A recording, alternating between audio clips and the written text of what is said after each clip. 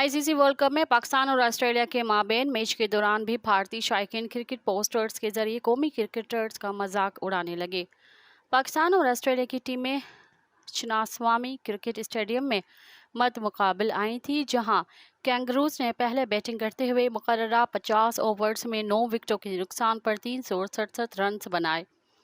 हदफ के ताक़ुब में कौमी टीम महज 45.3 ओवर्स में 305 रन बनाकर ऑल आउट हो गई थी और यूं मैच कैंगरूज ने 62 रन से जीत लिया। समाजी राब्ते की साइट एक्स पर एक पोस्ट वायरल हो रही है, जिसमें देखा जा सकता है कि भारतीय शायक पाकिस्तानी क्रिकेटर्स और फैंस को उकसाने के लिए नामुनासिब पोस्टर लेकर आया ताकि इश्तहाल फैल सके।